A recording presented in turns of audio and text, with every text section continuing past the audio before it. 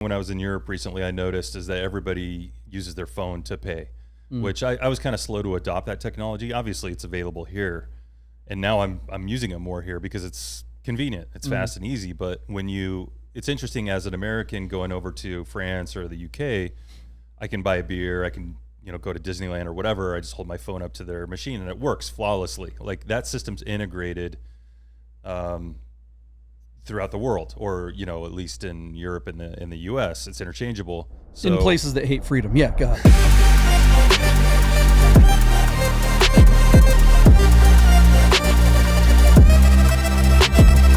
Been around the world, and I was going to say something really inappropriate, but well, yeah. I saw pictures of you in front of the Eiffel Tower. Oh, I was everywhere. At the same day that there were pictures all over the internet of like people burning things right next to it. True. Yeah, there was some riots happening there while we were there, but luckily it was kind of isolated in certain spots, and they mostly come out at night. Mostly, yeah. So nice, it didn't seem to affect us, as I was there with my family, and we were in bed by 8 o'clock. Okay, so, Newt.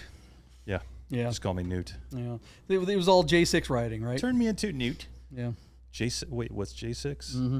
So, anyways, welcome to the Porsche Podcast. Yeah, thanks. Who else we got in the room here? We got Miami Ye. Hello. Look at that. And Chef over there clicking on buttons. We got Mental behind the big board. Switcher Jesus. Switcher Jesus, that's right. I like that. Yeah, is good, yeah.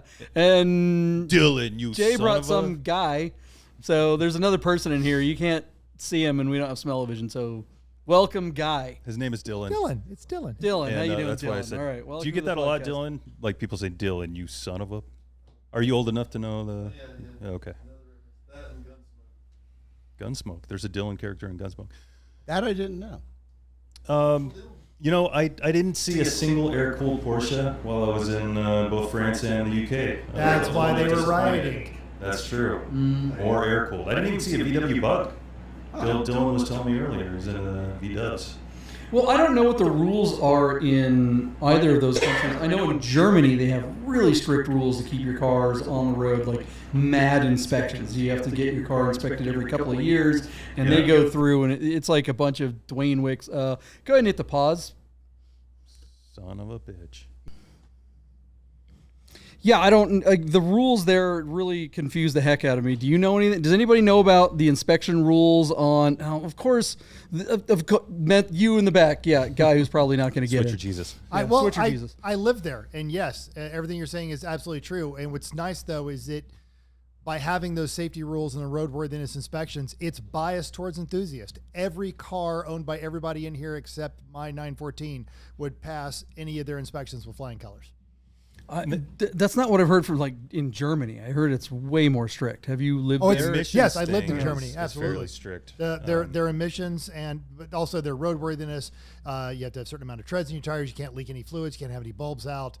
There can't be any remotely close to structural rust. There can't be anything falling off the car. How in the hell would an air-cooled Porsche or a Volkswagen ever be on the road if it can't leak any liquid whatsoever? You hide it really well. You steam clean the engine, or you power wash the engine, and then you put in the thickest oil you can. You park the car outside of the inspection station on a cold night the night before. You start it up, you roll it in there first thing in the morning for it has a chance to warm up. Wow. One word, molasses. Solid plan. So what about? So in the summer you're just screwed, basically, is what you're saying. You just make sure your inspection always comes up in the winter. Yeah, I'm not saying I've done that because I've done that, but yeah, that's what you do. Yeah, they're going to send a bunch of Germans over here to get you and arrest you. That guy. Well, I don't know. Look, I'm more worried about, like, you guys have all seen this video that's going around of the guy in the blue GT3 Mental. Can you bring that up? Everyone's seen this, haven't they? That was horrible. Yeah. I cringed so hard when I saw Today, that. Mental. What do we There got? we go. Oh.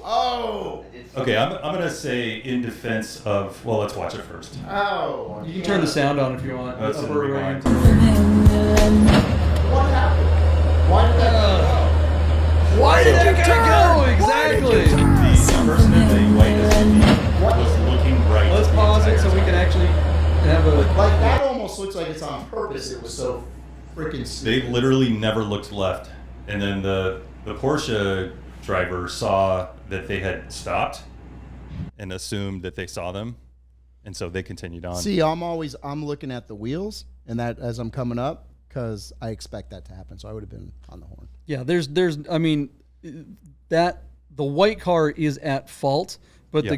the Porsche driver is an idiot for not knowing that was coming. He's not a defensive. Why driver. in the hell would you pull out in front of a guy who's already got half his nose out in the street? Yep. He ain't paying attention. How do you not know that guy's not paying attention? And he's driving. What was that? A Saturn View or something? Right, You got to know you- that guy's not a driver. right out of the gate, the Hyundai Disappointmente driver is not exactly going to be looking out for your $200,000 car. Sometimes you get in that like hubris zone though when you you have the right of way and you think, oh, they're going to notice me, so you continue on and you risk it. Yeah. Maybe that was because I had the same situation in a roundabout by my house. There was a little old lady. She was just going to go through, even though I had the right of way. And I was like, nope, I'm going. Really? And I did honk. So maybe if that guy would have honked, then Yeah, She I would stopped in have her been tracks. on it, but if she would have kept going, that's a clear. I would. Yeah, that's a clear moment for a double tap. Just the burp, burp. That's the great thing about modern cars. You just hit that little burp, burp. You try that with What is that? It's like a burp, burp. I didn't know that It's just exists. Mine's it's more just like. Yeah, raise on the horn. like some cars, like I had that Wrangler. Remember, you had a Wrangler like mine.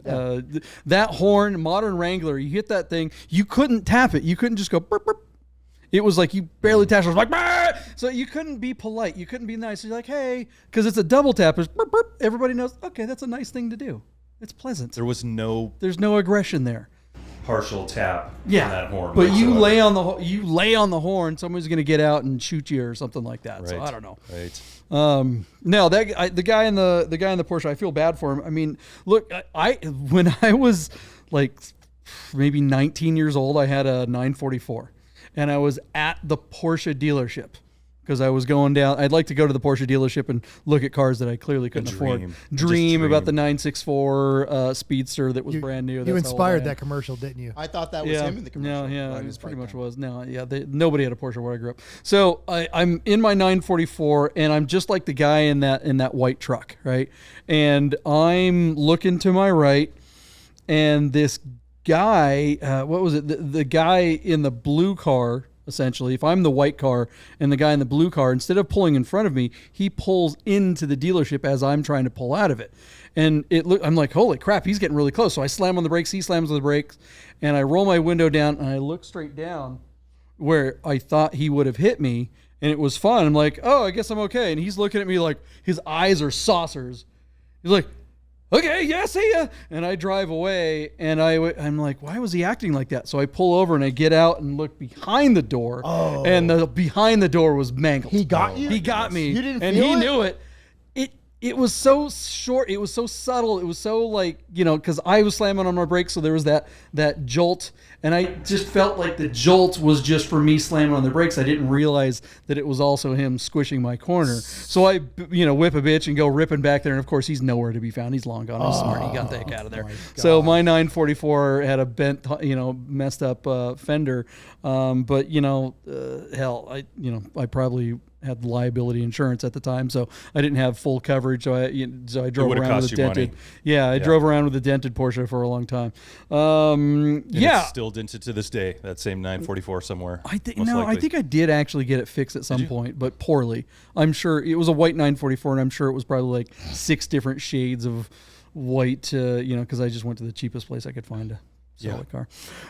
Not a whole lot of vintage cars though. Getting back to Europe, I mean, I didn't really see it was. I mean, granted, I was in like all the touristy areas, so it was like taxis and buses and like an occasional Range Rover. I would think that has more to do with it, right? Because I watch enough YouTube crap on. You watch enough Top Gear. Yeah, and they're there, but Swanson's Farm or whatever it's even called. like here, right? I'm not gonna drive my air cooled down to the Las Vegas Strip just because it's a touristy area and that's where you get hit. So maybe. Really, you would avoid driving on the strip in your air-cooled car? I wouldn't be. It's not a great example I wouldn't 'cause be you see all sorts afraid of to cars drive down there. it, but I go out of my way sometimes not to do it. But if there was something going on, I would go down there. That's funny because I'm always like trying to find excuses to drive down the strip in Now, the fun air-cooled car. I That's- will. I love half the driving. fun, I right? love driving down the strip like super early Sunday morning, like 7 after all the drunks get off the road. Only the meth heads are driving at that time, and so there's not a lot of traffic. That's fun. And the meth heads aren't driving. Meth heads are walking. They're walking. Usually, Well, that's the thing. We did that great photo shoot down there. Like, got up early and watched the sun come out. That was a lot of fun. Yeah, and how crazy busy was it? I mean, we were out there literally at like 5 a.m, and there was mad traffic. It was on a Monday or Tuesday. It was on a Monday, right, Mental? It was right after Carson I Cafe. couldn't believe how much traffic there was. There was traffic that. We did a shoot for the Godden Porsche TT a couple of weeks ago. Wow, I'm surprised there was traffic on Yeah, Monday. so were we. I was like, well, we're going to do it early morning so we can drive down the strip without cars everywhere, when we're trying to film it. And that didn't work so well. Yeah. Huh? What is this? What is... I was trying to wave Chef off from Slumberland. Oh, Chef was falling asleep again. That's okay. He's our resident Biden. Stay in the light. Don't go to the light, Chef. Well, have any of you guys noticed your insurance go up? No, I haven't looked. It's Yes. I haven't been getting the email or like a warning. Will they send you a phone call. warning, or will they just do it? Well, my policy for my daily driver's expense, it went up, but it was marginally. But it's ridiculous compared to the rest of the country. From my understanding, we have the highest insurance rates in the country. Yeah, that's my understanding as well. Did when your insurance rates went up, did you get a notice that said, "Hey, your rates went up"? I don't read my paper mail, but I got my my renewal. I got my deck page and all that, and it went up like $50 or $100 or something like that. But it was not cheap to be. Okay, but my point is, they didn't send you a specific notice saying, "Hey, your rates are going up." Not to the best of my because I mean, it's like I don't look at, it's just automatic withdrawal. So I'm almost afraid to go look because I've been hearing people saying that their rates have been doubling. Doubling. No. Yeah, that is a thing. Come to think of it, my homeowner's insurance went up like 30%. I was a little surprised by that. Yeah, but double-digit percentage for real is an Really? issue. Yeah, I mean, I'm hearing this all over the place. There's a bunch of YouTube videos about it recently, specifically, not just here though. All over the country, people are getting their rates just jacked. Well, I heard because they something. can. I heard something interesting. Chef, you were with me, and we were with Solomon last a week or so ago having breakfast, and he was telling us that like major insurance carriers, Allstate, State Farm, maybe Progressive, have pulled out of California altogether. That is not true. Property insurance. Yeah, I think they've stopped maybe issuing new policies, but they're not turning off the existing policies. There's just no glass policy. Yeah, you can't just. You can't get a deductible on glass. I'm kidding. No, I'm not talking specifically with auto insurance. This is In property general. insurance, home insurance. They're just no. They're not. Why? Forward now, they've already left California completely. Farmers. It was farmers for sure. Yeah, I have no idea what you're looking at. It's on the internet. It must be true. No. This is. Oh, USA Today. Well, it must be true then. Hey, Fox News said that this had happened, so it's true. Oh yeah, my Fox, CNN, they all realnews.com. get it down. Yeah. No, I don't. There's no doubt that all these insurance companies are having a hard time because it's like, from what I understand, they're like claiming all kinds of BS like COVID and stuff like that. But JP, I mean, honestly, step back for a second. Are they really having a hard time, or are they just not making the profits as they've been making for decade over decade? Yeah, because now there's claims coming in, and they're paying out. Holy shit! So who's been hanging out with JP? Yeah. Getting no, it's true. That is absolutely true. There's no way this is just COVID, but you do have to. I mean, for sure, their costs are going way up. I mean, I did have an accident recently, and that's why I specifically haven't looked at my insurance premiums because I'm pretty scared. And even though it was the other guy's fault and the insurance company agrees, it's still going to result in a. I'm sure that's going to be an excuse for them to raise my rates. But look at how much it cost to fix basically minor damage on my Macan. That actually shocked me. And What was it like? And it actually scared me a little Close, bit. yeah. Because when you look at your car, you could easily walk by it and not even notice the damage. Yeah, it's got maybe on the hood, on the bonnet. Which car are we talking? On the Macan. So the Macan has a dent on the hood that's maybe the size of a couple of quarters, but that's an aluminum hood. And the most of the body shops don't want to. Aluminum can't be, or it's very difficult to reshape aluminum because it doesn't have that, what is it? Memory. Retention memory. So they're like, just replace it. So that's $3,500. I can't believe I'm still stuck on the Macan has an aluminum hood. Yeah. Like, that's so surprising to me. Have They're you, trying to have you cut down driven a weight. Macan? No, I know they're great. Spectacular. Like, yeah. I mean, Well, okay, yeah. I mean, so they're cutting down on the weight, but it's an incredibly expensive hood. The light, of course, I have the bi-xenons or whatever that is, $3,200, and it's got a teeny little crack in it. Is right? that so? The lens had a crack and the housing wasn't cracked. And It works fine. It's got a teeny little crack in it. It doesn't leak. It's rained on it since then. It hasn't got. It's perfectly fine. I mean, well, it's not perfectly fine. It's got an inch long crack in it, but it's functionally totally fine. I could care less. No one would ever notice. But again, the whole thing has to be replaced. You can't just replace the plastic part on the outside. So again, $3,000 something. so when are you going to the Bahamas? Yeah, right. Well, I was going to ask. He could take that money and buy a perfectly good. Yeah, but SC. they don't just write you a check anymore, too. That's the thing. In the olden days, No, they just they write have you a their check and own- say, you got to go to their guys, or if it's you a want one of top-down. your guys, they send a check that is a two-party check that both the person, lien the insured, and the provider have to go ahead and sign in order for, which is good because you want some leverage. I mean, that's why I'd like a check, is so you have some leverage over the guy who's providing the work, because I feel like if they're just getting paid directly from the insurance company, what do they care what you think? Tough shit. Right. So I want that two-party thing. But more crazy damage on my car. The grill, the plastic grill in the front, crack, right? $2,200 because it has a camera in it. They can't just replace the plastic part and use the old camera. They have to replace the whole goddamn thing. Wow. And you know what's funny is, like, if you break down the component cost of that, it's a shitty camera. What's that cost? $2? Right. Yeah. The actual cost of that thing. Yeah. It's like It's a a Gen $20 2 grill. GoPro or something Yeah, like that. Yeah, not it's even. Absolutely. Yeah. So I mean, look, I'm not going to defend insurance companies by any means, but there is a legitimate argument to be made that, dang, their costs have skyrocketed. But- not to mention labor and and because it takes so long to get parts, because a lot of times parts aren't even available. So they got to put people in rental cars for how long? But Whereas, yeah, go ahead. So JP, I want to stop that. Chef, for my- that pizza is Do- going to fall right do- off that chair. I'm waiting for it. It's Do going to be you hilarious. carpet pizza? Carpet pizza. Do you think that it's fair that they should allow insurance companies to just pull up the tent stakes and go when I think it is fair. I mean, you do free market really capitalism. the way that they that they treat their customers, and the way that they Well, you're going to have to You're cite saying something that very specific. they I should mean, regulate. Well, and make it force them look, to- a customer, a longtime customer, myself, Mm-hmm. right? Spotless driving record. Knock on wood, I don't have a ticket. But if I were to get a ticket, my insurance is going to go up. If I were to have a minor accident, I've been driving for longer than I care to say. Never had an accident, and if you have one accident, your rates double. I don't really think that's a fair practice. And so now, I don't think they double, because I had a minor fender bender. This is what scared me. I got my new insurance premium and I looked, and it wouldn't double, but it listed, which if you notice, I kind of been driving a little bit slower. It listed what your insurance could be if you have one infraction. If you have one accident, one infraction was like $30 for a minor, 30% for a minor infraction. 30% or $30? 30%. Woo, that's a 30%. big difference, bro.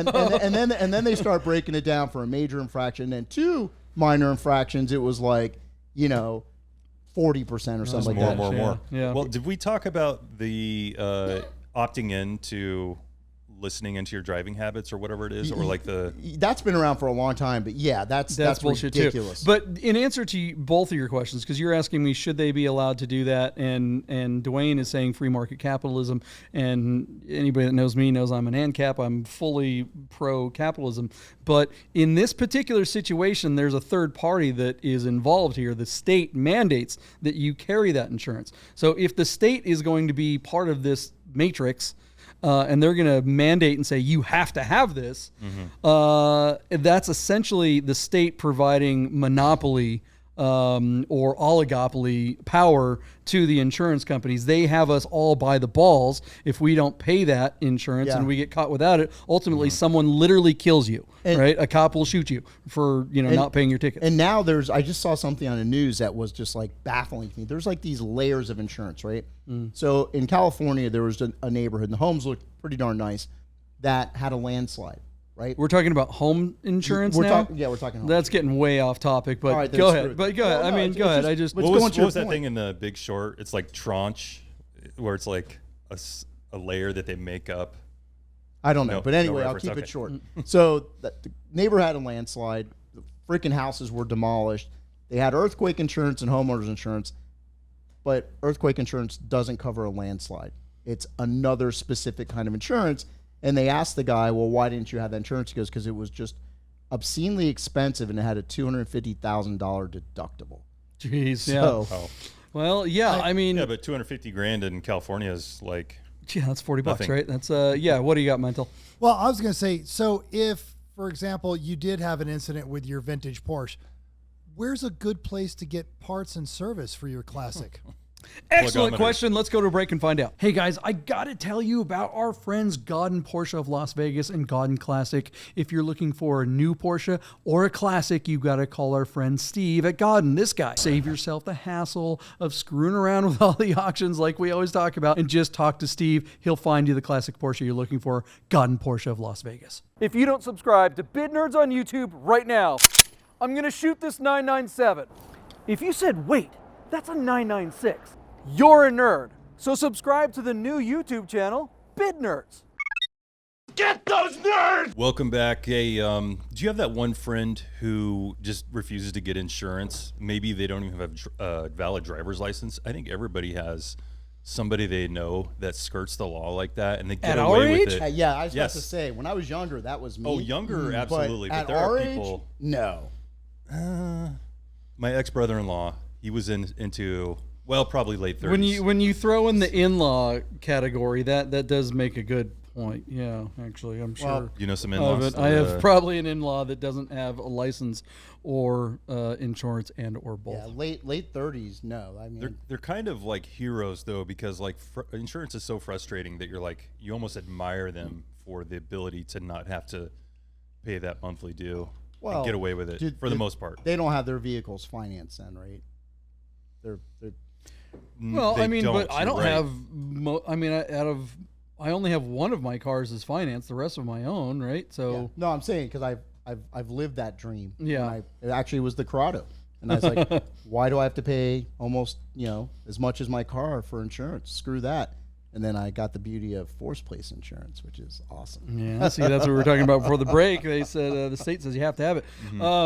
Yeah, no, I mean, flying by the seat of your pants, jumping out of an airplane without a parachute and finding it on the way down, I can get behind that to a certain extent, but I don't know, the whole... it's when as soon as you get a car that's worth something, well, look, here's the big thing, right? When we go to things like Luftgekalt or Monterey Car Week or Rennsport Reunion, right? We're driving around on the same roads with Singers and 959s and SVJs and all these crazy F40s. You could go in the proximity of $1 million cars. You could back up at the Subway sandwich parking lot after you're like taking a break after work's reunion, and you're like, oh, okay, I'm too poor to go to Quail, so I got to go buy myself a sandwich from Jared, right? And so you're backing out in your not. Macan, Yeah, and you're not paying attention, and you smash into an F40, right? Your insurance policy is probably not going to cover $1 million car. Well, hold on a second though. Your insurance has to pay out. If it's the other No, guy. it doesn't. It pays out its maximum, but it doesn't. It tops Really? out. The Yeah. owner of the F40 is going to be paying. Oh, the that's majority. the uninsured Yeah. motorist Yeah, coverage. underinsured. right? Underinsured, Underinsured. Thank you. 80% of all insurance policies right now are underinsured. 80% of all insurance policies are underinsured, is what The Chef value says. of cars now, Yeah. people haven't updated their policies. 100, 300,000 is not going to get it done if you fucking hurt. Yeah, Chef is saying Huh. that most cars That's are what I at heard. 100 to 300, and yeah, I mean, I specifically went to okay, so you have. Jason, you have classic car insurance. Do you have classic car insurance? do. Yeah. So did they probably asked you for a copy of your regular car's policy, right? It's now law in Nevada that you must show a Well, valid that's- Nevada insurance company for classic car insurance, and on that policy, it must be classic insurance that limits your mileage to 5,000 miles. Per year. Right, but hold on. That's not what I was getting at, though. What I was getting at, though, is that because I had Haggerty on my classics, and I wanted to up the levels, right? Because I'm like, well, I'm going to be driving this thing to Monterey if I hit an F40. Well, I want $500,000 of coverage here, even though that wouldn't even cover it, but you know what I mean? And they're like, well, okay, if your regular car is covered at that rate, we'll do it. But if it's not, then they won't. Your classic insurance, your classic car insurance will only cover your classic car as much as your regular car. Hold on. So that's for the liability terms. On the liability but not side, the values. Something not agreed else, right? value. Yeah. You're never mind your own car. Okay. It's like, okay, I've got my car. Agreed value is $200,000. Fine, right? But if I hit somebody, I'm good up to $300,000. I think that's why I just went with an umbrella policy, like Wait a second. 3 or 4 years ago, because if your regular policy sucks, then you have additional coverage if they try to come after your other assets, right? Right. Well, that's a whole other story, too, Like if you got houses F40, and stuff like that. Yeah. Owner says, well, I'm not paying, or I got hurt. They can come after your other stuff. Yes, absolutely. And that's where, that's the thing.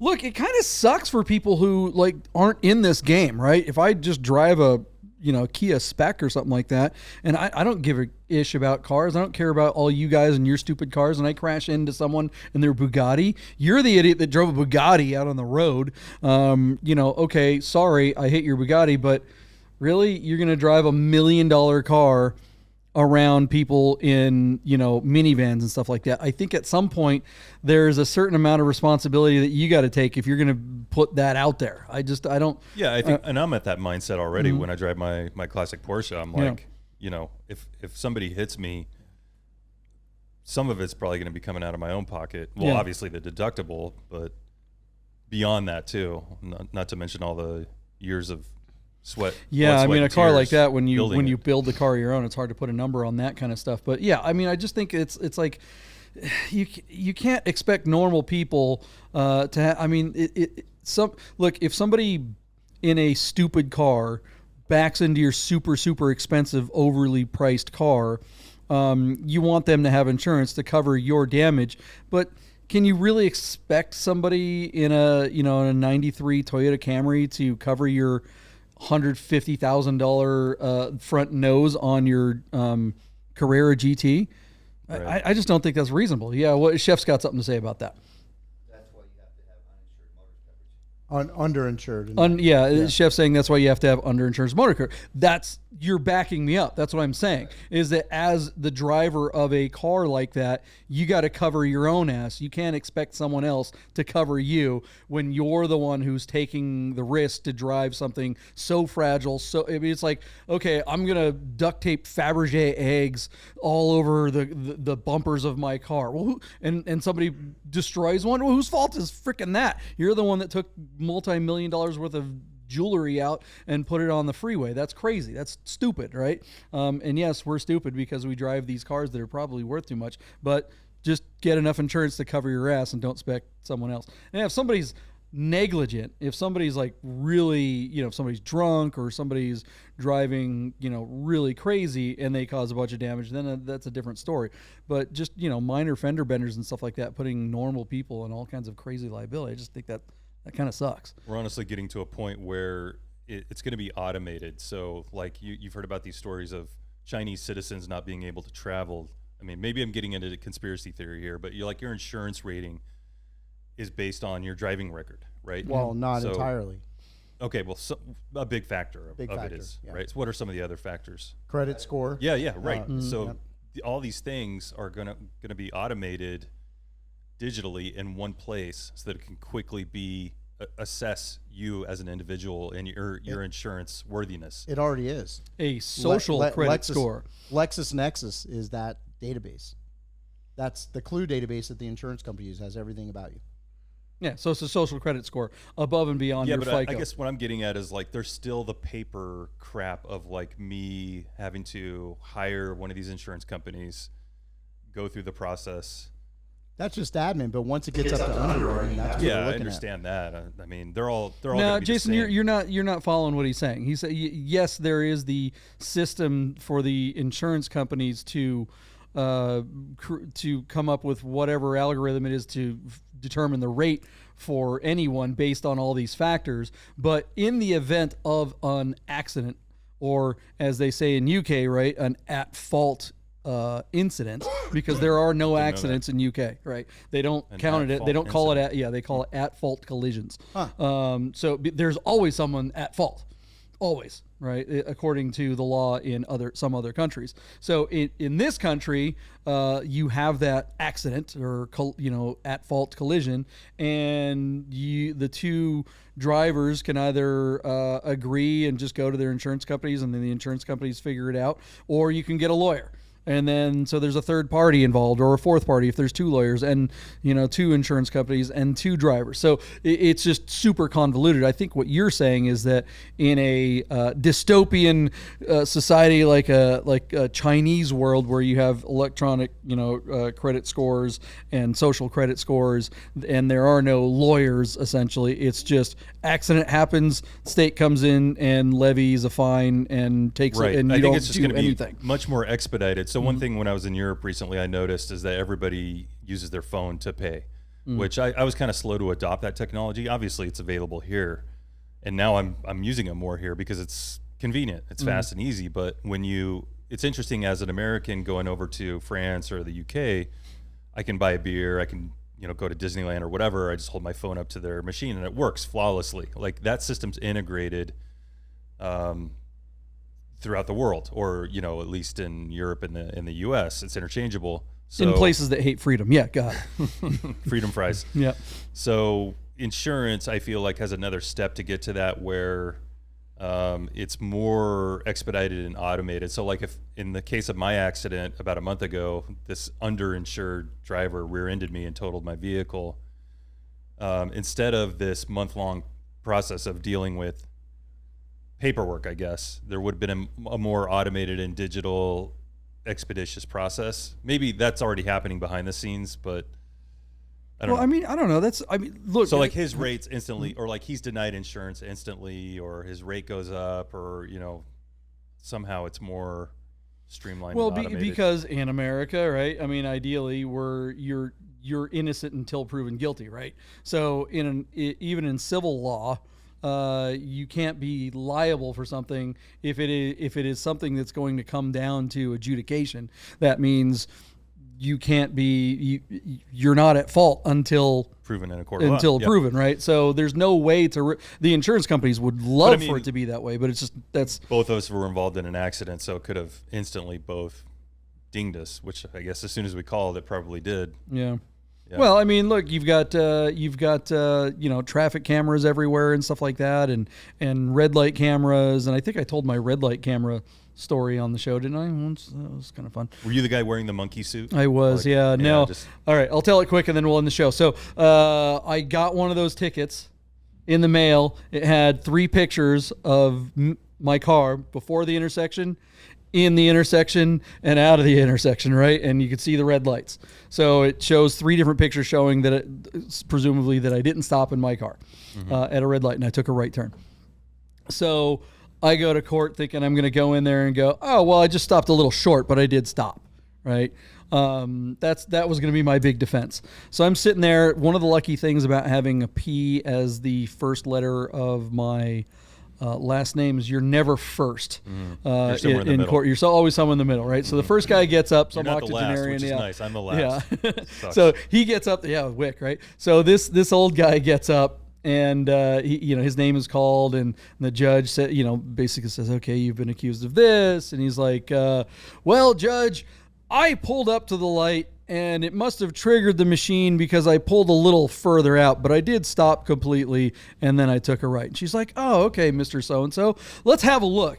And on either side of her, these 2 TV screens came up from behind the bench, right? Yeah, they slowly came up. I was like, oh shit. The guy's heart was sinking. Yeah, as the everyone in the room monitors is were like, rising. because we're all in there for the same damn ticket. And Everybody's lies just and suddenly they show the video, melted and sure away. enough, the guy just blows right through. He does what we all did, right? And so she says, "All right, Mr. So-and-so, what do you have to say now?" And he just perjured short-circuited. himself. He's short-circuited. He just doubled down.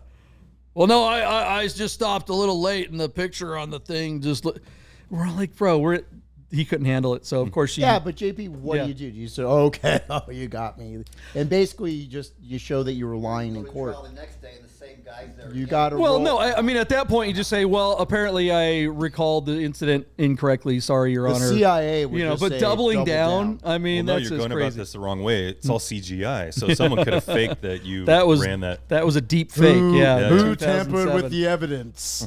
So I did come up with something. So I had time. Right? By the way, when we saw the TV screens go up, Fake half the room left. They're like, They all just got like, screw it, I'm going downstairs and paying the fine. But I'm sitting there going, all right.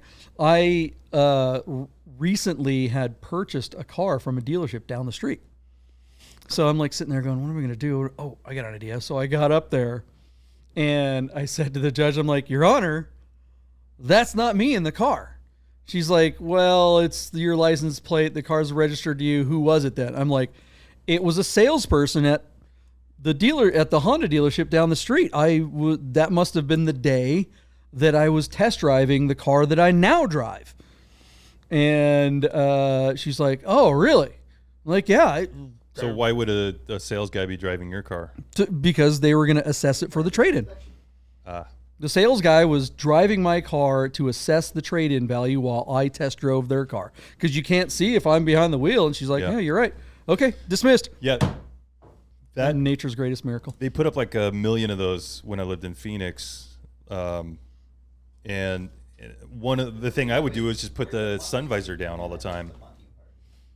Yeah, the monkey guy. There was the monkey guy in Phoenix. Well, he got caught. I was Yeah. I was At some part of point. that. I made a lot of money at the ADOT, doing a lot of their traffic management centers. Yeah, so I would always put the sun visor down whenever the cameras come up, because then it would be like, well, you can't prove that that's me You have to driving. because, and I'm so tall, I'd be covered by like.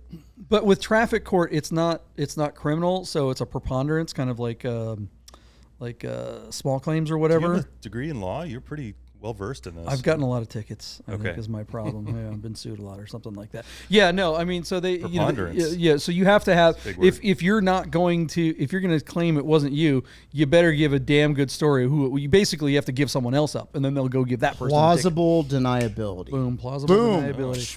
Put that And in on there. that note, you can deny that you watched this show. No one really wants to admit it. We know that a lot more people watch it than subscribe. So go ahead and hit the subscribe button and admit that you're a fan of the Dirt or Die Porsche podcast. We appreciate you guys watching. Thanks for hanging out, Dwayne. Yeah, thank you. And we stayed on topic this time. Are you Kind of, happy? yeah, sort of, yeah, I think so. Chef, thanks for picking up the $100 pizza.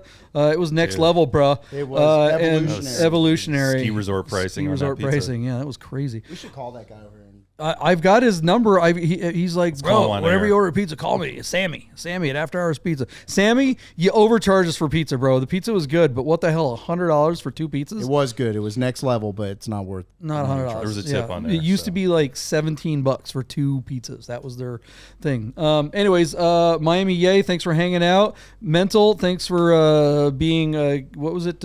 Keyboard Switcher Jesus. And Guy And Dylan. Dylan, thanks for hanging out, Dylan. All the way from North Carolina. Yeah, digging it. Where's Brenda? You didn't bring her today? See you guys.